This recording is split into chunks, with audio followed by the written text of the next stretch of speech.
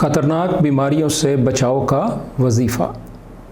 अनस इब्न मालिक रज़ी अल्लाह अन्हु कहते हैं कि रसूलुल्लाह सल्लल्लाहु अलैहि वसल्लम फरमाया करते थे, अल्लाहुम्मा इन्नी आऊज़ु बिका मिनल बरसी वल जुनूनी वल जुज़ामी व मिन सय्यिल अस्काम। ए अल्लाह, मैं बरस, पागलपन, कोढ़ और बुरी बीमारियों से तेरी पनाह चाहता हूँ। सुनन अबी दाऊद 1554 और मुहद्दिस अल-अलबानी ने इसे सही कहा है। बरस या फुलबहरी की बीमारी को अंग्रेज़ी ज़ुबान में विटिलाइगो कहा जाता है।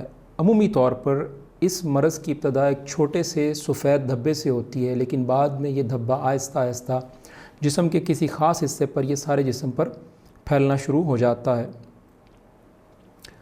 दूसरी बात, जुनून, जिसे अक़ल का ज़ाइल होना या अक़ल का माऊफ़ होना भी कहा जाता है।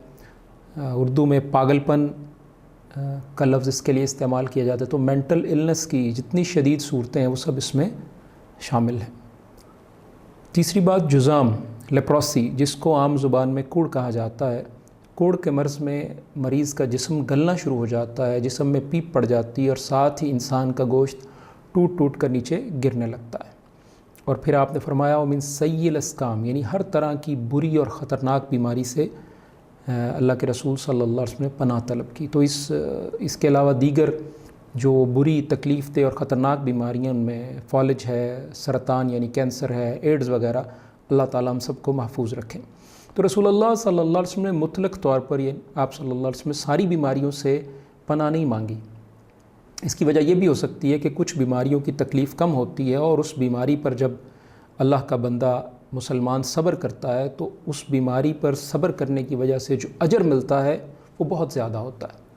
और वो बीमारियां मुस्तकिल भी नहीं होती बल्कि आर्जी, जैसे सर दर्द, आँख में दर्द, बुखार वगैरह।